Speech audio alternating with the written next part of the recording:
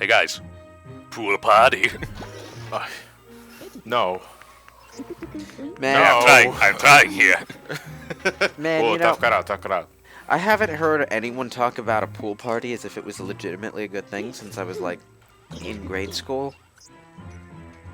Because it's like, when you get older, the idea that you just happen to have a party and there be a pool there is such a normal thing that you don't feel the need to distinguish it as a certain kind of party.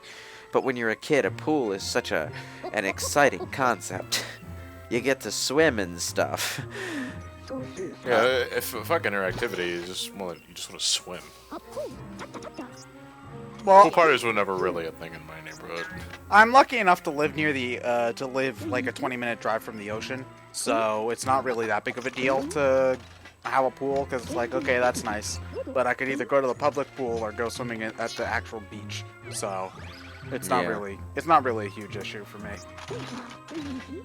Yeah, more or less. Besides, you need to have like a nice pool, because like when I was a kid, like some people would be like, "Oh man, we're gonna have a pool party," and we're like, "Oh yeah," but then they have like one of those like pools that's just like a gigantic bucket that you fill with water from the hose, and then you're just really disappointed. And your parents are crying at their water bill. Yeah. The pool that my family used to have was it was an above ground pool, but it had a nice deck built around it that my dad sort of custom made. And then when he moved, he eventually dismantled the pool and took it back to his house. And he also took apart the deck he had built, plank by plank, and rebuilt it around the pool at his house. That's some dedication, at the very least. I'll give him that. Well, my dad also sort of knocked out the attic of our house and built a legitimate second floor in its place. Well, that's pretty cool, actually. Yeah. And like in our house model's default state, the bottom floor has a lot of walls separating the rooms, and it's really small and cramped feeling. He just knocked out all the walls so that the bottom floor of the house is really spacious and open now. Wub, wub, wub, wub, wub, wub. Luigi, you totally knew that was there. You're just fucking with us, aren't you? Who put the carpet back, though, when he sucked it up the other part ago? It was a ghost. Oh wait, they're all over the place, so that One of doesn't the make sense. benefits of the, Wait, but that the would mean magical things. that would mean one of the ghosts had to go out and buy the exact same carpet and then dirty it up again so that it was equally dusty and tattered. Which is not hard to do. The mansion is already old and tattered. Oh yeah, just roll drag it along any given floor for more than 5 minutes. It'll be fine. Yeah, it'll be just fine. And the rug ain't that special. You can get it at wholesale at Home Depot.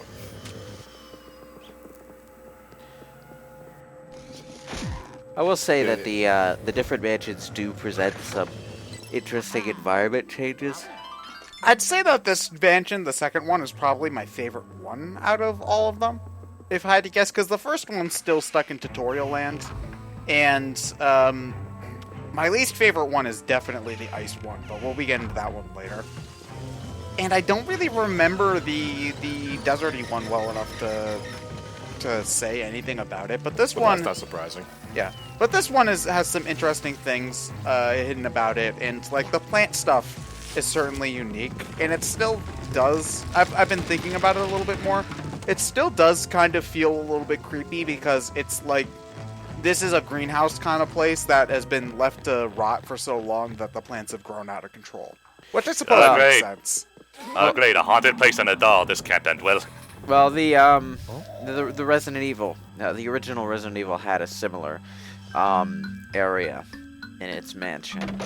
There was a sort of side house to the mansion where mutant plants had gone out of control, and one of the things that you got to get past is this hole in the ground where the plant will reach out and grab you if you try to pass. So you got to kill the plant to proceed. You gotta get to the root of the problem. Exactly. Is that an actual Resident Evil line? Yes. And you're missing out. Tell me. You know, I don't need to play the original Resident Evil to get all that though. I just have to look up a cutscene compilation on YouTube. If I remember correctly, the Plant 52, I think it was called Plant 52. Plant 42. I think 40, it was Plant 42. something like that. Are you sure you're not thinking of Hitchhiker's Guide to the Galaxy there? But I'll look it up. That was like the one place in the game where Chris had a legitimate advantage because Rebecca was pretty helpful against the plant. It's Plant 42. Huh. What was Jill's advantage over Chris in Resident Evil? More inventory spaces I could naturally pickpocket. She Or not could pickpocket, unlock things. she could unlock doors. Her inventory space was greater. She had less health, but Barry would also save her neck in certain situations, which allowed her to do stuff like get the shotgun without having to find a busted shotgun to put in its place. So don't be Chris. Got it. Well, Chris can survive more hits, but Jill had more cutscenes and more inventory space, and Barry was a much more active presence in the story than Rebecca was. So, ironically, playing as Jill led to a generally better experience. Oh, I assuming knew you that they could did a. survive. Okay, slight interruption. I knew that they did a booby joke, but I forgot that it was for booby trap and not like actual boobies. Okay. Lame. Which one is supposed to be canon though for the original Resident Evil? Because I know that one story's canon and one's not. It's no, it's a mix of both. A very awkward mix Yeah. of both. That's canon. Am I thinking of two then, where only one story's canon? Or In 2, there's Resident Evil 2 has an interesting system, and we'll get to this in more detail when we finally do the game. But what happens is you pick which character you're going to play first, and based on that, when you crash your car in the opening CG, the car is crashed either forward or backward, and because of that, the two characters play through two different scenarios in a specific order, and whichever one you play as first gets to play the A scenario, while the character you play as second plays the B scenario. Whoever plays the B scenario has to put up with Mr. X the entire time, but also gets to fight the real final boss. And, oh god, what? That was random. Dude, the fuck? This is not a pillow fight of sexy college girls. Eternally sleeping here. Jesus. yeah, what if they're the ghosts of sexy college girls? Ryan. But essentially what that meant was each character had their own story elements, but those story elements would interact more with whatever the A or B scenario's main plot was. So, like, if you played as Claire first, you'd get a sequence where Sherry gets infected and you have to save her. That's the canon, and that's the canon ending, because Resident Evil 6 assumes that Sherry got infected and has an immunity because of it. Ugh. It sounds like way too much thought for goddamn Resident Evil's plotline. Well, Resident Evil 2's storyline has a lot of thought put into it in a good way. It's probably the only time Resident Evil has handled its story legitimately well. We're overdue for Resident Evil. We have to get back soon. Well, what? You're in charge of that. Yeah, I know. Did I agree to remake or the original? Both. Why not both? Yeah, like, because for SGB, correct me if I'm wrong, didn't you do, like, Jill's scenario in one and Chris's in the other? We did Chris scenario in the original. We did Jill scenario in the remake. Okay, good. So Swap do it. So, Jill, yeah. so do Jill original for us and then Chris remake. Yeah, That- because that's- then we get Jill sandwich and everybody wins. That's more or less the best way to play it, though, because Chris is the most basic, and he also has the fewest cutscenes, so you get the least of Remake's story improvements if you play as Chris instead of Jill. And I really like Chris's one-liners in the original too, only because of his voice. Actually, I think the voice of Chris in the original Resident Evil 1 was the voice of Richter in Castlevania Symphony of the Night. Might be. Die, monster. Die, zombie! I still laugh when I think about Resident Evil Director's Cut, though, because it was supposed to be the uncut version of the game, but they legitimately forgot to replace the opening cutscene with the uncensored version where Chris is smoking. Pocket dimension. Ah, red coins, damn it. I thought we were free of these things. Oh man, suddenly I feel like I'm playing Captain Toad again. I will never like red coins. I don't think I'll ever enjoy them. I don't so much mind them that much in Mario 64. No, I hate them there. Sunshine's worse. Sunshine Way is the worst. Just because they're worse in one doesn't mean they're not annoying in another. No, but it does make it objectively better. Oh, less worse, at least. Well, that's still better. Better doesn't inherently mean good, just better. Just better. Yeah, you know, I kind of wish people would get that point a little more easily. Like, if you try to talk about the positives and negatives of something, whoever hates it is going to get on your case for liking it, even though you don't necessarily like it. And whoever hates that thing is whoever likes that thing is going to get on your case for not liking it, even though that's not what you said. English is weird. English is just a bad language. Oh, god damn it. Probably the most egregious example of this is actually a channel that I've gotten into watching the last month or so is Mother's Basement, and he did a video on the Zelda series. And he brought up Ocarina of Time and Skyward Sword in particular to demonstrate what 3D Zelda generally did that Breath of the Wild wasn't doing. And he only outright stated that Skyward Sword was bad, by his opinion. But everyone in the comment section seemed to think that he was treating Skyward Sword and Ocarina of Time with equal criticism. Which Because he brought them up for the comparison. yeah, he brought Ocarina of Time up as because it was the first Zelda game that was in his words scripted rather than systemic. But some people in the comments were like, he's using Ocarina as an example of what Zelda does bad.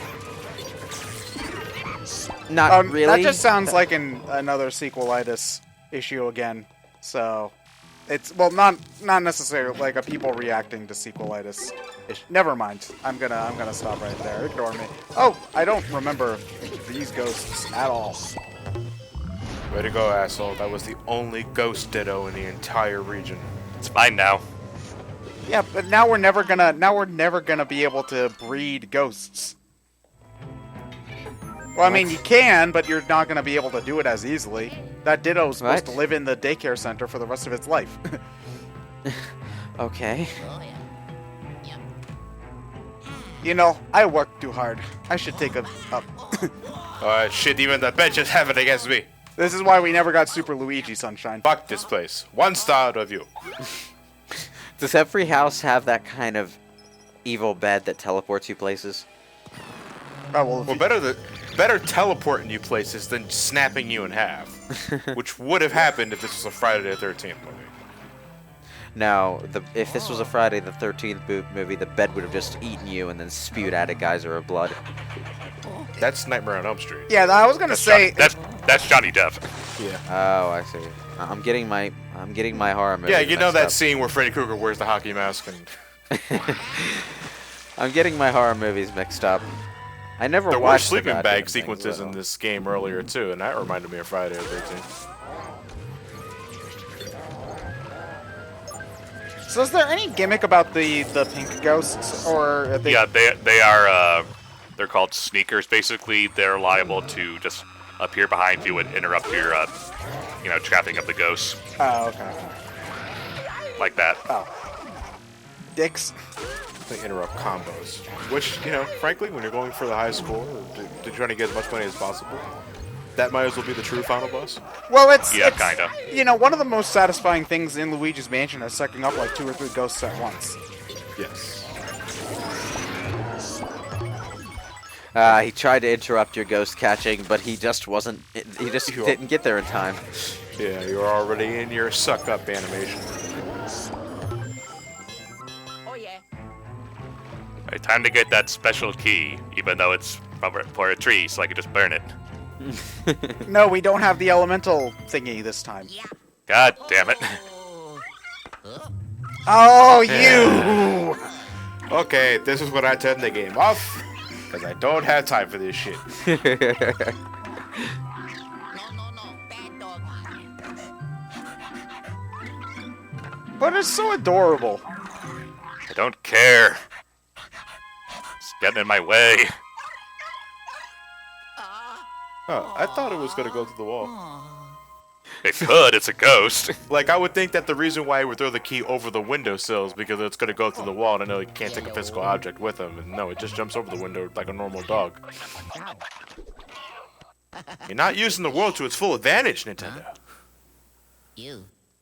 Oh, he stepped that in dog ghost shit? poop. It's just ghost food. Oh yeah. Comes right off with Ghost Tide.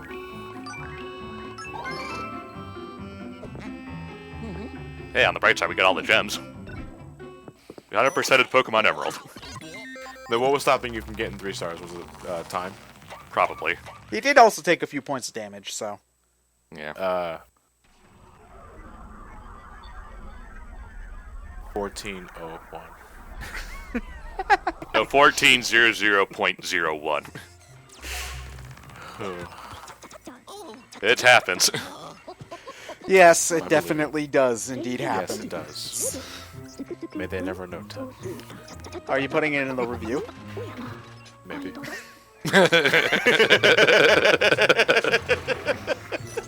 Dare I ask, but the review will probably be up before this goes up, so. Well, yeah, it'll be way up before this goes up. Me, John, and Derek were playing Federation Force for his review. You get a time bonus if you finish the mission within a certain amount of time. And you get a lot of points, which will help you get 3 medals on a given rank. The time limit was 14 minutes. We got 14:01 for one mission. Literally 14:01. It was infuriating.